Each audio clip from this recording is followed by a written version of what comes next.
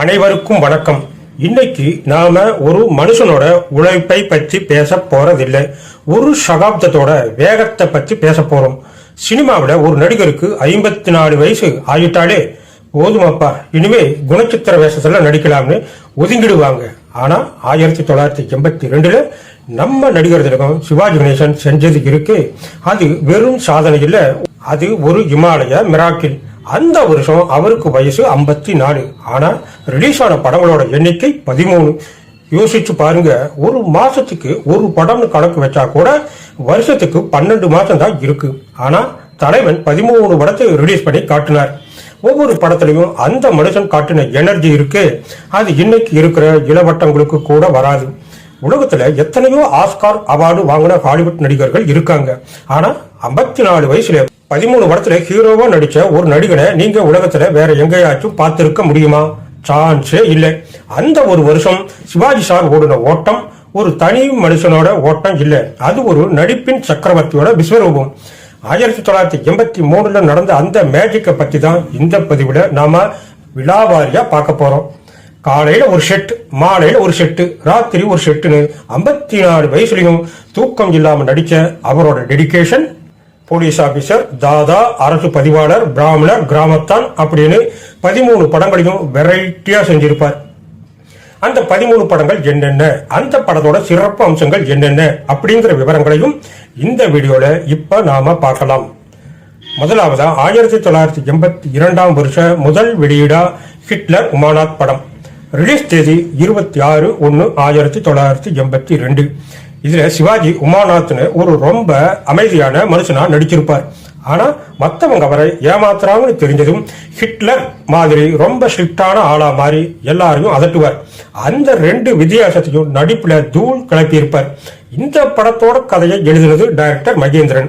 அதனாலேயே கதை ரொம்ப யதார்த்தமா ஒரு மனுஷனோட மனசு எப்படி மாறுது அப்படிங்கிறது சூப்பரா இருக்கும். அப்ப சத்யராஜ் சினிமாவுக்குள்ள வந்த புதுசு. இதுல அவர் ஒரு சின்ன ரோல் பண்ணியிருப்பார். படத்துல சிவாஜி பார்த்து எல்லாரும் கிண்டல் பண்ணுவாங்க. அதனாலேயே அவர் ஹிட்லர் மாதிரியே மாறிடுவார். ஆனா கடைசியில அந்த அதிகாரம் சரி வராது அப்படின்னு புரிஞ்சுக்குவார். படத்துக்கு மௌலிதான் திரைக்கதை. அதனால அங்கங்க விறுவிறுப்பும் காமெடியும் கலந்து நல்லா இருக்கும். மொத்தத்துல அடங்கி போறவன் அதட்ட ஆரம்பிச்சா எப்படி இருக்கும் அப்படிங்கறது தான் இந்த ஹிட்லர் உமானாத். அந்த வருஷத்தோட 2வது படம் ஊருக்கு ஒரு பிள்ளை. 1982 பிப்ரவரி 5 வெளியாச்சு. நடிகர் திலகம் சிவாஜி கணேசன், அவருக்கு ஜோடி பொருத்தமா KR விஜயா. மற்றவங்க MN Nambiar, major Sundararajan, VK ராமசாமின்னு அந்த காலத்து பெரிய ஸ்டார் பட்டாலுமே இதுல இருக்கு. Direction T Yoganand. இசையாருன்னு பார்த்தா மெல்லிசை மன்னர் MS விஸ்வநாதன். படம் எப்படின்னா, ஊர் மேலே ரொம்ப அக்கறை உள்ள, மற்றவங்களுக்கு உதவி செய்யற ஒரு மனுஷனை சுத்தி தான் கதை போகும். சிவாஜி செம யதார்த்தமா ஒரு குடும்ப தலைவரா நடிச்சிருப்பார். 80களில் அவர் நடிச்ச நல்ல குடும்ப படங்கள்ல இதுவும் ஒண்ணு. பெரிய ஆக்ஷன் காட்சிகள்ல இல்லாம மனசுக்கு நெருக்கமான ஒரு எமோஷனல் டிராமாவா இந்த படம் இருக்கும். மூணாவது 1982 பிப்ரவரி 6 ரிலீஸ் ஆன படம் வா கண்ணா வா. இது ஒரு அழகான குடும்ப கதை. நம்ம சிவாஜி சாரும் சுஜாதாவும் வயசான தம்பதிகளா நாயுடு பாப்பா பாத்திரங்களை நடிச்சிருப்பாங்க. இவங்களுக்கு குழந்தை கிடையாது. ஆனா ஒருத்தர் மேல ஒருத்தர் உயிரையே வச்சிருப்பாங்க. அப்ப அந்த வீட்டுக்கு ஜெய் கணேஷும் வடிவுக்கரசும் வாடகைக்கு வர்றாங்க. அவங்க 2 பேரும் லவ் பண்ணி கல்யாணம் பண்ணிக்கிட்டவங்க. அவங்களுக்கு குழந்தை பிறந்ததும் அந்த குழந்தைய நம்ம சிவாஜி சுஜாதா தம்பதி தங்களோட சொந்த பேரன் மாதிரியே நினைச்சு வளர்ப்பாங்க. ஆனா ஒரு கட்டத்துல அந்த இளம் தம்பதிகள் குழந்தைய தூக்கிட்டு போகிறப்ப நடக்கிற சென்டிமெண்ட் தான் கதையே. கடைசியில ரொம்ப உருக்கமா படம் முடியும். இதுல சிவாஜி ஒரு ஜாலியான அதே சமயம் பாசமான பெரியவரா வர்றது பார்க்கவே சூப்பரா இருக்கும். சுஜாதாவோட அந்த பாப்பா ரோலும் ரொம்ப பிரபலம். இந்த படத்தை டைரக்ஷன் செஞ்சவர் T யோகானந்த், இசை MS விஸ்வநாதன். இந்த படத்துல வர்ற கண்ணீரண்டில் மையெழுதி, புஷ்பங்கள் பால் பழங்கள் பாட்டெல்லாம் இன்னைக்கும் எவர் கிரீன் ஹிட்டு. இது ஒரு சிவாஜி புரொடக்ஷன்ஸ் பெருமைமிகு தயாரிப்பு. 100 நாள் ஓடி ஹிட்டான படம். நாலாவதா கருடா சௌக்கியமா 25/2/1982 வெளியீடு. ஒரு சாதாரண மனுஷன் எப்படி நிழலுலக தாதாவா டான் மாறுகிறான் என்பதே கதை. சிவாஜி இதுல தீன தயாளன் அப்படிங்கிற பவர்ஃபுல் கேரக்டர்ல நடிச்சிருப்பார். இந்த படத்தை டைரக்ஷன் செஞ்சவர் KS பிரகாஷ் ராவ். ஆனால் கதை மற்றும் வசனத்தை விஜயநாள் சுந்தரம் எழுதினார். அதனாலதான் படத்துல வசனங்கள் மிகவும் கூர்மையா இருக்கும். சிவாஜி மற்றும் சுஜாதாவுடன் இணைஞ்சு அந்த காலகட்டத்தின் இளம் ஹீரோக்களான மோகன் மற்றும் தியாகராஜன் நடிகர் பிரசாந்தோட அப்பா ஆகியோரும் இதுல நடிச்சிருந்தாங்க. அம்பிகா சிவாஜியோட மகளா நடிச்சிருப்பார். இசை MS விஸ்வநாதன். சந்தன மலரின் சுந்தர வடிவில் SPB பாடுனது. முட்டு விட்ட வாசனை மல்லி, கீதை சொல்ல கண்ணன் வந்தான் அப்படிங்கிற சூப்பர் ஹிட் பாடல்கள் இந்த படத்துல இருக்கு. சிவாஜியோட மாறுபட்ட தாதா நடிப்புக்காக இந்த படம் அப்போது நன்றாக கவனிக்கப்பட்டது. அஞ்சாவதா சங்கிலி 14/4/1982 வெளியாச்சு. இதுல நடிகர் திலகம் சிவாஜி கணேசன் 2 வேஷத்துல கலக்கி இருப்பார். ஒருத்தர் ரொம்ப சின்சியரான போலீஸ் ஆபீசராகவும், இன்னொருத்தர் ஜெயில இருக்கிற முரட்டுத்தனமான கதாபாத்திரத்திலையும் நடிச்சிருப்பாங்க. அதைப்படி போலீஸ் கேரக்டரா வர சிவாஜி கொலை செய்யப்படுவார். அந்த கொலையாளிகளை பிடிக்கணும்னா அதே உருவத்துல இருக்கிற சங்கிலிய போலீஸ் வேஷம் போட வச்சு வில்லன்களை பிடிக்கிறது தான் இந்த படத்தோட செம மாசான கதை. இது இந்தியில வந்த காளிச்சரண் படத்தோட ரீமேக். இளையதிலகம் பிரபு அறிமுகமான முதல் படம். அந்த காலகட்டத்தில் 2 பேரையும் முதல்ல ஸ்கிரீன்ல பார்த்தப்ப ரொம்பவே மாசா இருக்கும். அமைதியான போலீஸ் அதிகாரிக்கும் ஆக்ரோஷமான சங்கிலிக்கும் நடுவில் சிவாஜி காட்டின அந்த நடிப்பு வித்தியாசம் செமையா இருக்கும். இந்த படத்தில் நடிச்சவங்க ஸ்ரீபிரியா, சுமித்ரா, நம்பியார், மனோகர், மேஜர் சுந்தரராஜன், ஒரு பெரிய நட்சத்திர கூட்டமே இதுல நடிச்சிருப்பாங்க. மொத்தத்துல சங்கிலி படம் ஒரு பக்காவான ஆக்ஷன் மசாலா படம். அந்த காலத்துல இந்த படம் தியேட்டர்ல நல்லாவே ஓடிச்சு. 7வதா வசந்தத்தில் ஒரு நாள் 7/5/1982 வெளியீடு. இது இந்தியில வந்த மௌசம் படத்தோட ரீமேக். இளமை காலத்துல தான் காதலிச்ச பெண்ணை தேடி வர்ற ஒரு முதிர்ச்சியான கேரக்டர் அவருக்கு. இதுல ஸ்ரீபிரியா 2 வேஷம் பண்ணியிருப்பாங்க. ஒன்னு சிவாஜியோட பழைய காதலி, இன்னொன்னு அவரோட மகள். அந்த காலகட்டத்துல ஒரு போல்டான கேரக்டர்ல அவங்க மிரட்டி இருப்பாங்க. தப்பான இடத்துல வளர்ந்த தன்னோட பொண்ணை அவரோட அப்பான்னு சொல்லாமலேயே திருத்தி ஒரு நல்ல வாழ்க்கைக்கு கொண்டு வர சிவாஜி போராடுறது தான் படத்தோட எமோஷனல் ஹைலைட். ரொம்ப டேஞ்சரான இந்த கதையில நடிக்கிறதுக்கு ஒரு தைரியம் வேணும். 7வதா தீர்ப்பு 21/5/1982 சிவாஜி சுஜாதா ஜோடி. கே பாலாஜி தயாரிப்பு. சிவாஜி இதுல IG ராஜசேகர் அப்படிங்கிற பவர்ஃபுல் போலீஸ் அதிகாரியா வருவார். அவரோட அந்த கம்பீரமான போலீஸ் யூனிஃபார்ம், நடை, அந்த மிடுக்கு எல்லாமே அப்போ செம மாசா இருந்துச்சு. படத்துல விஜயகுமார், சரத்பாபு, சுதர்சன், ஜெய்சங்கர் என இவங்க எல்லாரும் சேர்ந்து கதையை ரொம்பவே விறுவிறுப்பா கொண்டு போயிருப்பாங்க. நடிகர் திலகம் சிவாஜியோட திரை பயணத்துல 225வது படம்ங்கிறது ஒரு பெரிய மைல்கல். அதை ஒரு பக்காவான போலீஸ் ஸ்டோரியா கொடுத்து ரசிகர்களை தியேட்டருக்கு வரவழைச்சு பெரிய ஹிட் அடிச்சாங்க. இந்த படம் வெள்ளி விழா ஓடி சாதனை செஞ்ச படம்.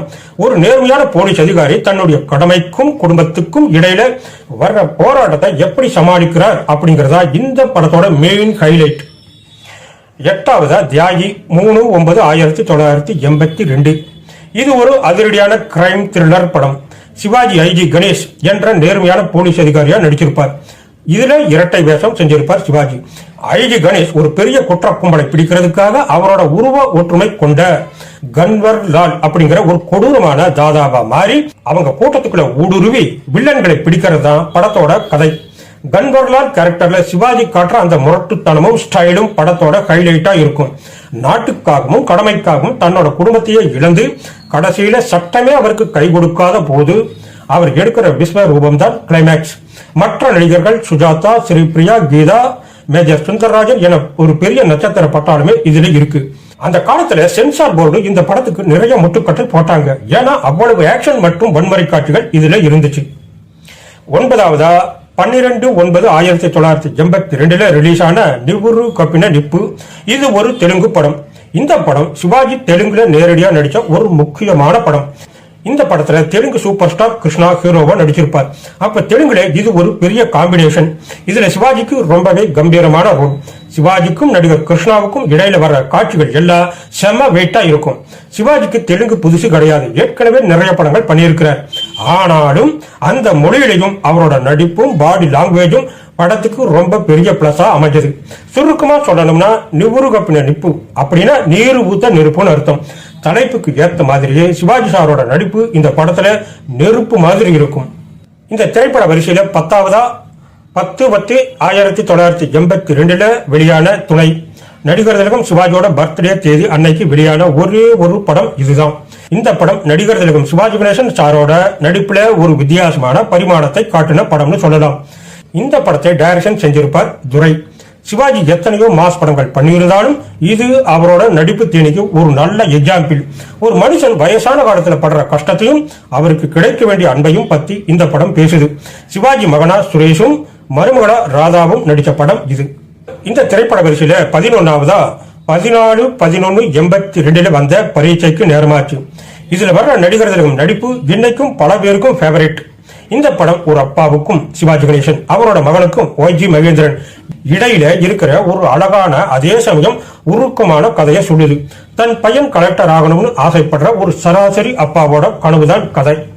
இதுல சிவாஜி சார் ஐயங்கார் வீட்டு பெரியவரா நடித்திருப்பார். அவரோட பேச்சு வழக்கு, அந்த வேட்டி கட்டிக்கிட்டு வர ஸ்டைல் எல்லாம் ரொம்ப நேர்த்தியா இருக்கும்.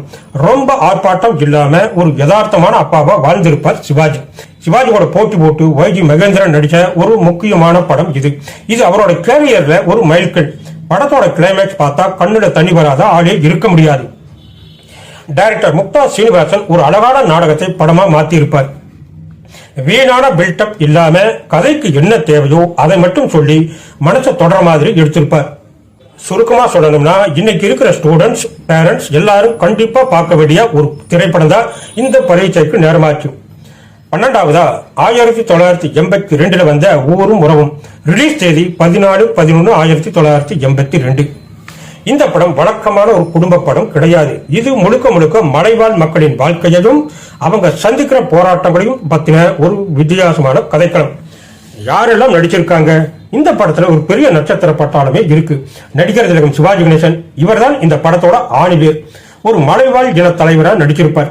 கேஆர் விஜயா சிவாஜிக்கு ஜோடியா அந்த மக்களோட உணர்வுகளை புரிஞ்சுக்கிட்ட ஒரு பாசமான மனைவியா நடிச்சிருப்பார். மற்றவங்க மேஜர் சுந்தரராஜன், தேங்காய் சீனிவாசன், நிழல்கள் ரவி மற்றும் பலரும். படத்துல ரொம்ப முக்கியமான கனமான கதாபாத்திரங்கள இவங்கெல்லாம் நடிச்சு கதையை நகர்த்துவாங்க. இந்த படத்துல சிவாஜி பார்க்கவே ரொம்ப புதுசா இருக்கும். அந்த மக்களுக்கே உரிய வித்தியாசமான தலைமுடி அலங்காரம், ஆடைன்னு ஒரு நிஜமான மலைவாழ்ச்சி தலைவர் மாதிரியே மாறி இருப்பார். ஸ்டுடியோவுக்குள்ள செட் போட்டு எடுக்காம நிஜமான அருவி, அடர்ந்த காடு, மலைப்பகுதிகளில் ஷூட்டிங் எடுத்திருப்பாங்க. இயற்கை அழகை இவ்வளவு அழகா கேமராவோட பிடிச்சது ரொம்பவே பெரிய விஷயம். அந்த மக்களோட வித்தியாசமான திருவிழாக்கள், சடங்குகள், அவங்க கும்பிடுகிற தெய்வங்கள்னு அவங்களோட ஒட்டுமொத்த வாழ்க்கையையும் ரொம்ப தத்ரூபமா காட்டியிருப்பாங்க. இசை சங்கர் கணேஷ். அந்த மண்ணோட வாசனை மாறாம பாடல்கள் எல்லாம் ஒரு வித்தியாசமான ஃபீல் கொடுக்கும். மொத்தத்துல ஊரும் உறவும் படம் சிவாஜி கணேசனோட நடிப்பு பச்சுக்கு தீனி போட்ட ஒரு முக்கியமான படம். காடுகளையும் அவங்க வாழ்ற மக்களோட உரிமையையும் பேசின ஒரு நேர்மையான முயற்சி இது. இந்த வருஷத்தோட கடைசி படம், அதாவது 13வது படமா 1982 வந்த நெஞ்சங்கள் 10/12/1982 வெளியீடு. இந்த படத்தை பிரபல நடிகர் மேஜர் சுந்தரராஜன் டைரக்ஷன் செஞ்சார். நடிகர் விஜயகுமார் தயாரிச்ச படம். நடிப்பு நடிகர் திலகம் சிவாஜி கணேசன், லட்சுமி, தியாகராஜன், ஒய்ஜி மகேந்திரன் மற்றும் விஜயகுமார்னு பெரிய நட்சத்திர பட்டாலுமே இதுல நடிச்சிருப்பாங்க. இன்னைக்கு நம்ம எல்லோருக்கும் தெரிஞ்ச நடிகை மீனா இந்த படத்துலதான் பேபி மீனாவா குழந்தை நட்சத்திரமா அறிமுகம் ஆனாங்க. அவங்களோட சினிமா பயணத்துக்கு இதுதான் முதல் படி. என்ன நண்பர்களே, லிஸ்டா பாத்தீங்களா? 54 வயசுல ஒரே வருஷத்துல 13 படங்கள். இது வெறும் நம்பர் கிடையாது. இதுதான் நடிகர் திலகத்தின் அசுர வேகம். சிவாஜி பண்ணினது ஒரு ஒன் மேன் ஆர்மி ஷோ. ஒரு பக்கம் போலீஸ் யூனிஃபார்ம் போட்டு கெத்து காட்டுனது, இன்னொரு பக்கம் பரீட்சைக்கு நேரமாச்சுல ஒரு யதார்த்தமான அப்பாவா உருக வச்சது, அப்புறம் ஊரும் உறவும்னு ஒரு மலைவாழ் தலைவரா மிரட்டுறதுன்னு மனுஷன் வெரைட்டிலையும் விஸ்வரூபம் எடுத்திருப்பார். அந்த வயசுலயும் தூக்கம் இல்லாம ஓய்வு இல்லாம அவர் ஓடுன அந்த ஓட்டம் தான் இன்னைக்கு வரைக்கும் பல நடிகர்களுக்கு ஒரு பெரிய இன்ஸ்பிரேஷன். சிவாஜி கணேசன் அப்படிங்கிற அந்த சகாப்தம் படைச்ச இந்த 13 படங்களோட மேஜிக்கை நாம என்னைக்குமே மறக்க முடியாது. அந்த நடிப்பு சக்கரவர்த்தியோட இந்த இமாலய சாதனை பத்தி நீங்க என்ன நினைக்கிறீங்க? இந்த 13 படங்கள்ல உங்களோட ஆல் டைம் ஃபேவரட் எது? அதை மறக்காம கீழே கமெண்ட்ல சொல்லுங்க. இந்த வீடியோ பிடிச்சிருந்தா லைக் பண்ணுங்க, உங்க ஃப்ரெண்ட்ஸுகளுக்கும் ஷேர் பண்ணுங்க. இதே மாதிரி இன்னும் பல சுவாரஸ்யமான சினிமா தகவல்களுக்கு நம்ம சேனலை சப்ஸ்கிரைப் பண்ணிக்கோங்க. அடுத்த வீடியோட சந்திக்கலாம். நன்றி, வணக்கம்.